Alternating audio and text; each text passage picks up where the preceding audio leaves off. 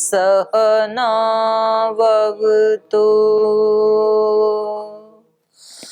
सहनौ भुनक्तु सह वीर्यं करवावहै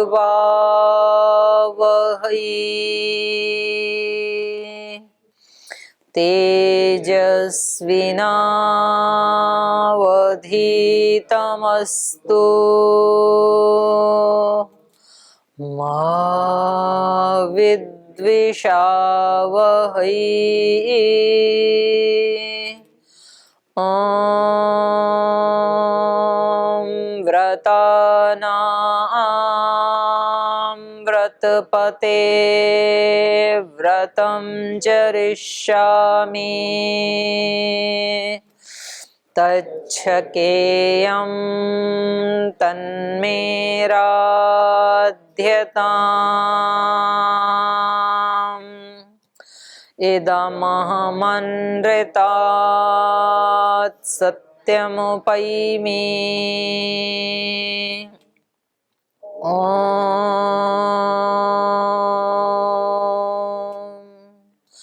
शान्ति शान्ति शान्तिः।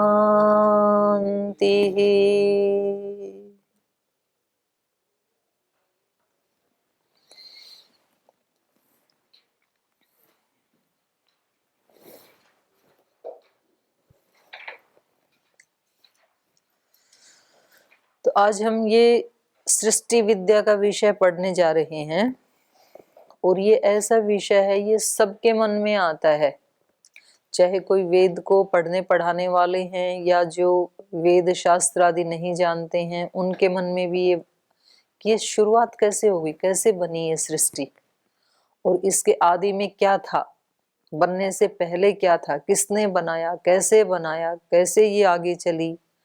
तो ये बहुत एक जिज्ञासा का विषय है, इंटरेस्टिंग विषय भी है। और तो इसको महर्षि दयानंद के शब्दों में हम सुनते हैं, वो बता रहे हैं और वेद को प्रमाण मानते हैं महर्षि दयानंद। तो वेद के आधार पे वेद क्या कहता है इसके बारे में वो हम सुनेंगे। तो ये ऋग्वेद का नासदीय सूक्त है। तो यहां से हम शुरू करते हैं। नासदीय इसलिए कहते हैं, इसके शुरुआत में न असत ये शब्द आता है, तो इसलिए सूक्त का नाम ही होगा नासदीय। न असत, असत नहीं था। न सदासीन्नो सदा आसीत् तदानीं नासीद्रजो नव्यो मा परो यत् किमावरीवः कुहकस्य शर्मन्नं भः किमासीद् गहनं गभीरं न मृत्युरासीदमृतं न तर्हि न रात्रा अन्न आसीत् प्रकेतः आनीदवातं स्वधया तदेकं तस्माद्धान्यन्न पर किञ्चन स तम आसीत् तमसा गोढमग्रे प्रकेतं सलिलं सर्वमा इदं तुच्छेनाभ्वपिहितं यदासीत् तपसस्तन्महिन जायतैकम् कामस्तदग्रे समवर्तताधिमनसो रेतः प्रथमं यदासीत् सतो बन्धुमसते निरवृन्दन् हृदि प्रतिष्ठा कवयो मनीषा तिरश्चिनो विततो रश्मिरेषा मधस्विदासीदुपरि स्विदासीत् रेतोधा आसन् महिमान आसन् स्वधा अवस्थात् प्रयते परस्तात् को अद्धावेद क इह प्रवोचत् कुत आजाता कुत इयं विसृष्टि अर्वाग्देवा अस्य विसर्जने नाथा को वेदयत आबभूव इयं विसृष्टिर्यत आबभूव यदि वा दधे यदि वा न यो अस्याध्यक्ष परमे व्योमंसो अंगवेद यदि वा न वेद। तो ये 7 मंत्र हैं।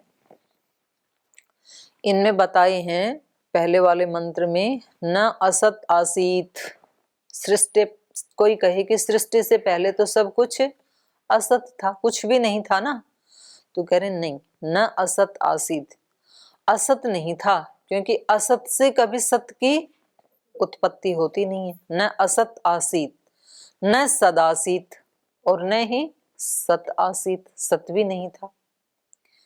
कोई कहे कि सृष्टि जब थी नहीं तो इसका मतलब असत था, कुछ भी नहीं था। कह रहे नहीं, कुछ भी नहीं था, ऐसा नहीं है, क्योंकि बिना बीज के कभी वृक्ष नहीं होता है, बिना कारण के कार्य नहीं होता है, तो असत नहीं था। तो बोले असत नहीं था तो सत था, बोले नहीं, सत भी नहीं था। सत होता तो सृष्टि की जरूरत ही क्या थी फिर। तो इस रूप में सत भी नहीं था। न असत आसीत न सत आसीत, न आसीत रज, न व्योम, न ये आकाश था, न रजोगुण था, न व्योम अपर यतः, और जो व्योम से अपर हैं, अग्नि जलवायु पृथ्वी आकाश आदि, वो भी नहीं थे। तो इनका अर्थ मैं नीचे भाष्य में पढ़ती हूँ। एतेषाम अभिप्रायार्थः यदिदं सकलम जगत दृश्यते। इन मंत्रों का अभिप्राय यह है कि यदिदं सकलम जगत दृश्यते, ये जो सकल जगत दिखाई देता है, तत्परमेश्वरेण एव सम्यक रचयित्वा संरक्ष्य प्रलय अवसरे वियोज्य च विनाश्यते। ये जो सारा संसार दिखाई दे रहा है, ये परमेश्वर के द्वारा ही सम्यक रचयित्वा, अच्छी तरह से रच करके, संरक्ष्य और इसका संरक्षण करके, प्रलय अवसरे, प्रलय अवसर आने पर, वियोज्य च, इसका विघटन करके, विनाश्यते, विनाश कर दिया जाता है। ईश्वर ही उत्पन्न करता है, ईश्वर ही पालन करता है, ईश्वर ही इसको नष्ट कर देता है। पुनः पुनः एवमेव सदा क्रियते, नष्ट करके फिर वैसे ही उत्पन्न करता है, फिर वैसे ही पालता है, फिर वैसे ही नष्ट कर देता है। तो ऐसे बार बार उत्पत्ति और प्रलय और पालन होता ही रहता है। यदा कार्यम जगत नोत्पन्नम आसीत तदा असत सृष्टि प्राक शून्यम आकाशम अपि नासीत। कह रहे हैं जब ये कार्य जगत, यदा कार्यम जगत नोत्पन्नम आसीत, उत्पन्न नहीं हुआ था, जब ये कार्य जगत उत्पन्न नहीं हुआ था, तदा असत सृष्टि है, तो ये सृष्टि कैसी थी, असत रूप में। तो असत सृष्टि है प्राक, इस असत सृष्टि से पहले, शून्यम आकाशम अपि नासीत, आकाश भी नहीं था। आकाश दो माने हैं, एक पंचभूत वाला आकाश, एक स्पेस। तो यहां ये पंचभूत वाले आकाश की बात कर रहे हैं, तो वो आकाश भी नहीं था।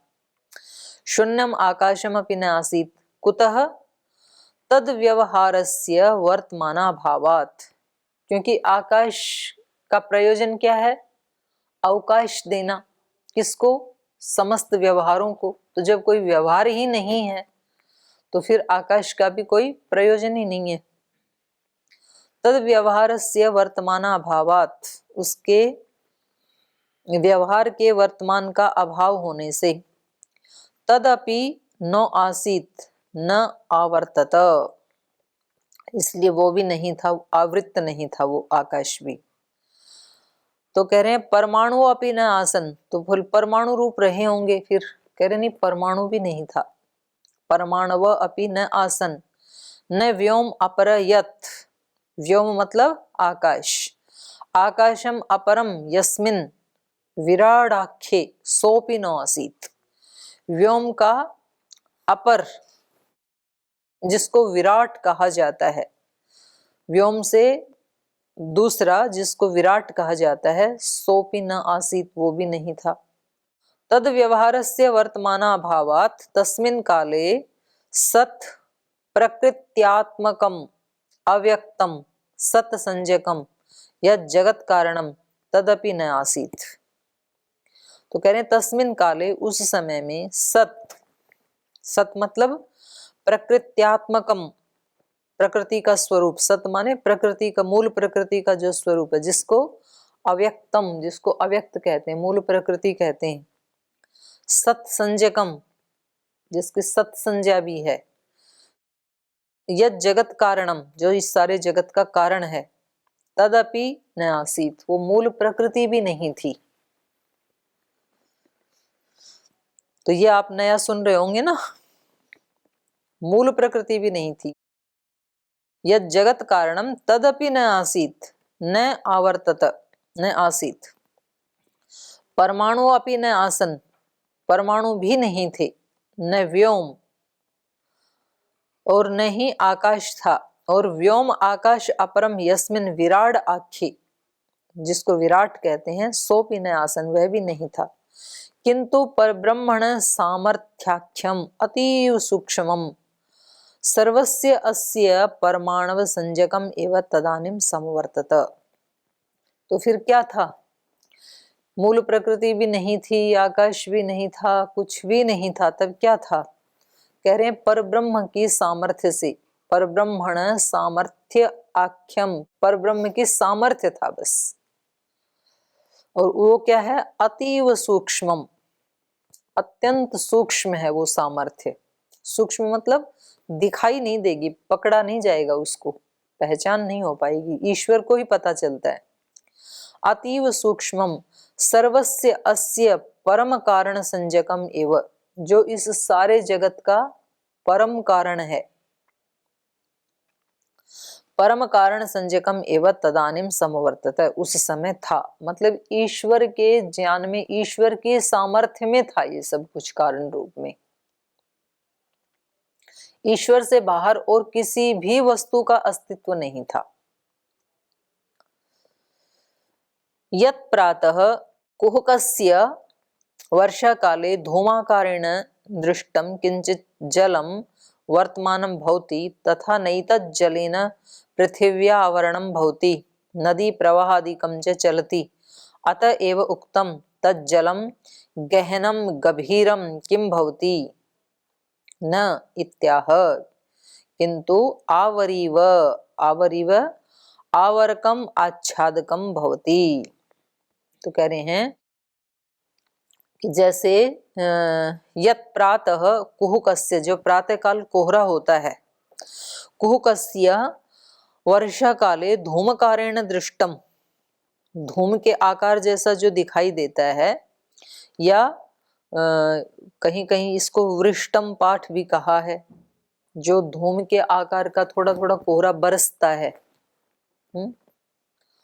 किंचित जलम वर्तमानम भवति, उसमें कितना जल रहता है उस कोहरे में, थोड़ा सा रहता है। किंचित जलम वर्तमानम भवति, थोड़ा सा जल रहता है उसमें। यथा नैतत् जलेन, जैसे इस जल से पृथिव्यावरणम न भवति, क्या उस जल से पृथ्वी को ढका जा सकता है, जैसे समुद्र ने पृथ्वी को ढक रखा है, ऐसे वो कोहरे का जल क्या पृथ्वी को ढक सकता है, नहीं ढक सकता, क्योंकि वो बहुत कम है वो। नदी प्रवाहाधिकम च न चलती, क्या उससे कोई नदी का प्रवाह हो सकता है, वो भी नहीं हो सकता है। अतः एव उक्तम, इसलिए ही तो कहा जाता है कि तज्जलम गहनम गभीरम किम भवति, जब उससे पृथ्वी को भी नहीं ढका जा सकता, इतना कम वो जल है, तो उससे गहन गभीर जल तो क्या ही बनेगा, मतलब वो बहुत बड़ी मात्रा में जल राशि तो कैसे हो सकता है। न इति आह करे नहीं हो सकता है, किंतु आवरीव आवरीव आवर्कम आच्छादकम भवति।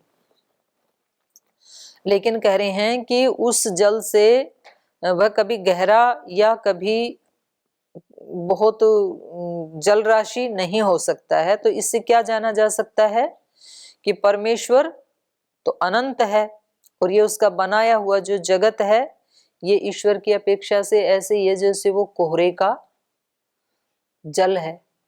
तो ये जगत तो वैसे भी एक जगह आया ना कि उसका चौथा पाद मात्र है, तो बोलिए ये तो बहुत छोटी सी बात है।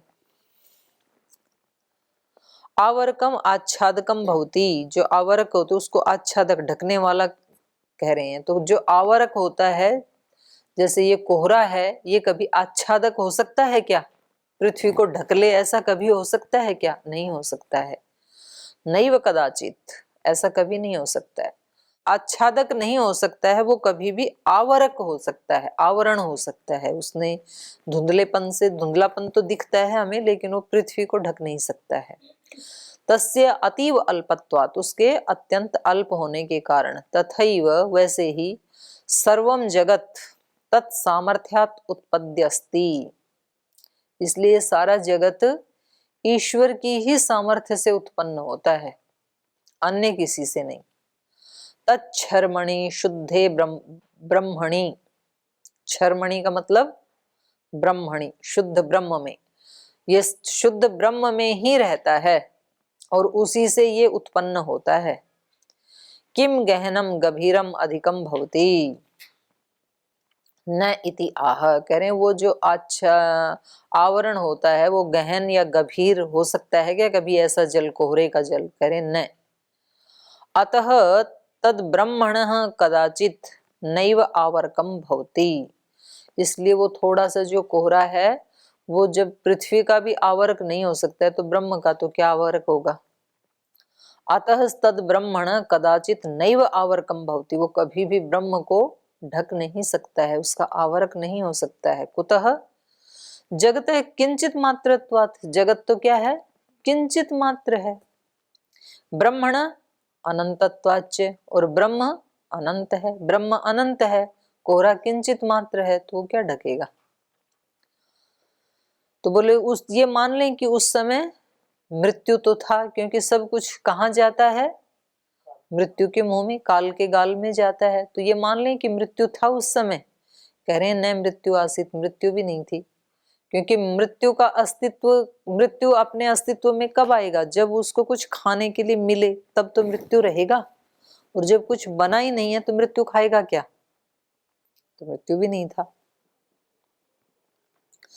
न मृत्यु आसीद इत्यादिकम, ये जो मंत्र हैं आगे, सर्वम सोगमार्थम एशाम अर्थम भाष्य वक्ष्यामि। तो कह रहे हैं इनके सरल सरल ही अर्थ हैं। न मृत्यु आसीत, न तर्हि रात्रा, न रात्रि थी, न अन्न आसीत। तो ये सरल सरल ही हैं इन मंत्रों के अर्थ, इसलिए महर्षि दयानंद कह रहे हैं इनका मैं वहां भाष्य में ही इनका अर्थ लिखूंगा, यहाँ नहीं लिख रहे सबका। थोड़ा ले रहे हैं, लास्ट वाला ले रहे हैं, इयम विसृष्टि वाला। मृत्यु हम सबको खाती है, तो उसको खाने कुछ चाहिए तभी तो जिंदा रहेगी। तो खाने को ही कुछ नहीं है तो कैसे जिंदा रहेगी? उसका अस्तित्व ही नहीं रहेगा। तो कुछ पैदा ही नहीं हुआ था तो मृत्यु किसको खाई? तो मृत्यु भी नहीं था। तो लास्ट को ले रहे हैं,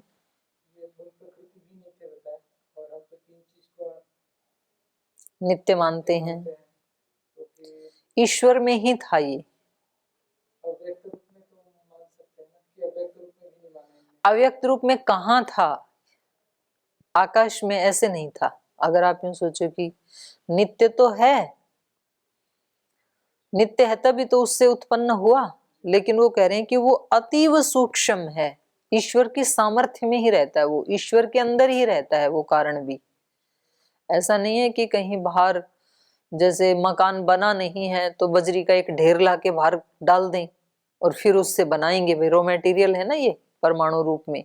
तो ऐसे भी कुछ भी नहीं था परमाणु रूप में भी, स्पेस भी नहीं था ना।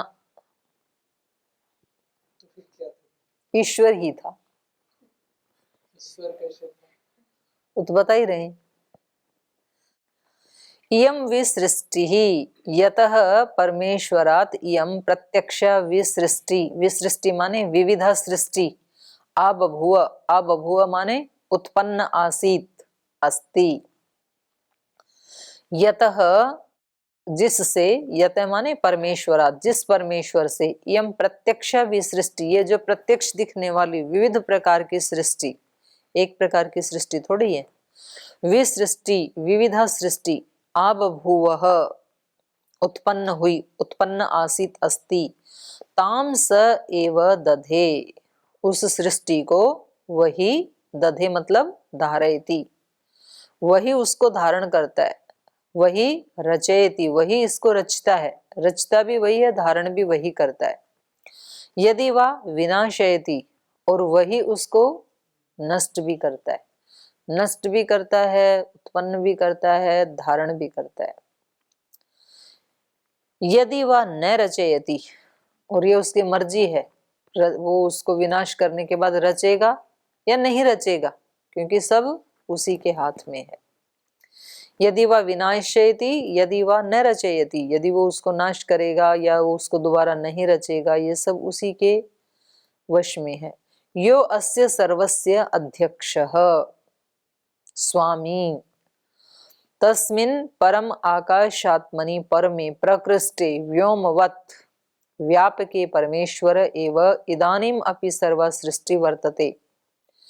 कह रहे हैं जो यो अस्य सर्वस्य अध्यक्षः, जो इस सारे जगत का अध्यक्ष है, अध्यक्ष मतलब स्वामी है, वह परमे व्योमन तस्मिन् परम आकाशात्मनि, वो कहाँ है, इस सारे आकाश में व्याप्त है, वो परम आकाश में।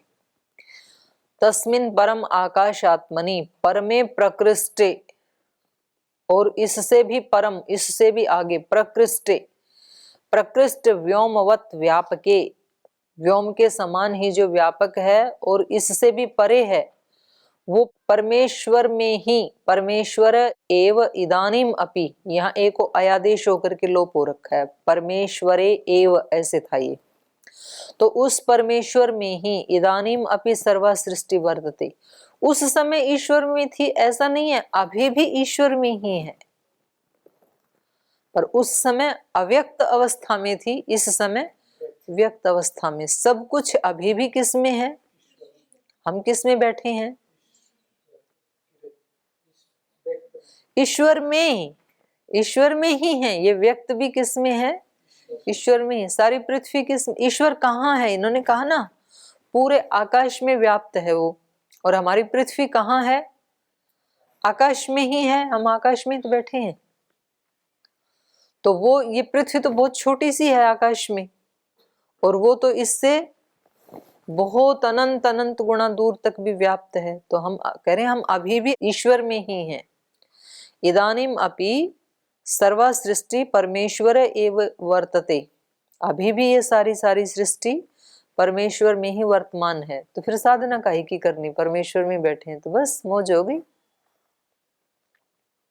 परमेश्वर को तो पाना था, उसमें हम बैठे ही हैं, तो करना क्या है अब, कुछ नहीं, आनंद से उसकी अनुभूति करनी है बस कि हम परमेश्वर में हैं। नहीं तो पता लगा कि कुछ तो मोक्ष में जाके भी बोले अब क्या करें, तो कुछ तो ध्यान भजन करें, खाली क्या करें, आनंद में रहो। तो अभी भी आप ईश्वर में ही हैं। परमेश्वर एव इदानीम अपि सर्वा सृष्टि वर्तते प्रलय अवसरे सर्वस्य आदि कारणे परब्रह्म सामर्थ्ये प्रलीना च भवति। कह रहे प्रलय अवसर में, जब प्रलय आता है उस समय सर्वस्य आदि कारणे, इस सब का जो आदि कारण है अर्थात परब्रह्म, उस परब्रह्म की सामर्थ्य, उसकी सामर्थ्य में, उसी की शक्ति में, उसी की सामर्थ्य में प्रलीना च भवति, उसी में लीन हो जाती है। हमारी दिन भर की जो सृष्टि है, किसी को 5 दर्शन याद करने हैं, किसी को अष्टाध्यायी याद करनी है, किसी को आज दंड बैठक लगानी है, किसी को ज्यादा प्राणायाम करना है, किसी को संगठन का काम करना है, किसी को ऑनलाइन क्लास लेनी है, कार्यक्रम देना है, मीटिंग लेनी है, जितने भी काम हैं ये सारी की सारी हमारी सृष्टि है। ये रात को कहाँ लीन हो जाती है? आप वाली सृष्टि रात को कहाँ लीन हो जाती है? जब आप सोते हैं तब कहाँ रहती है ये सारी सृष्टि? जो इस समय आपके अंदर चल रही है ये कहाँ, रात को कहाँ चली जाती है? आप में ही रहती है, आप में ही रहती है। अव्यक्त हो जाती है, अभिव्यक्त है, तो आप में ही रहती है। ऐसे ये कह रहे हैं कि प्रलय के अवसर में भी ये कहाँ जाती है सृष्टि? सर्वस्य आदि कारणे, जो इस सब का आदि कारण है, क्योंकि हमारी सृष्टि के आदि कारण कौन है? हम ही हैं। तो ये जो हमारी सृष्टि है ये हमारे में ही लीन होती है रात को। तो ऐसे ही इस सारी सृष्टि का जो आदि कारण है परब्रह्म, उसकी सामर्थ्य में ही प्रलीना जो भवती है, लीन भी हो जाती है। सो अस्याध्यक्ष, वो ही इसका अध्यक्ष है। सर्वाध्यक्ष, सबका अध्यक्ष वही है, परमेश्वर अस्ति। अंग वेद, अंग कहते हैं प्रिय, जैसे हिंदी में बोलते हैं ना मेरे प्रिय, या इंग्लिश में बोलते हैं माय डियर, अपने किसी प्रिय व्यक्ति को संबोधन करते हैं। संस्कृत में बोलते हैं तात, अंग। तो इस यहाँ पर अंग का शब्द किया। अंग, हे मित्र, हे जीव, तम यो वेद, उस परमेश्वर को जो जानता है, जिसकी सामर्थ्य में ये सृष्टि बनने के पहले भी रहती है, बनने के बाद भी रहती है और नष्ट होके भी रहती है। तो उसको जो जानता है, जिसकी सामर्थ्य में, जो इसका परम अध्यक्ष है, उसको जो जानता है, तम यो वेद स विद्वान, वो है विद्वान। परम आनंदम आपनोति, वो परम आनंद को प्राप्त करता है।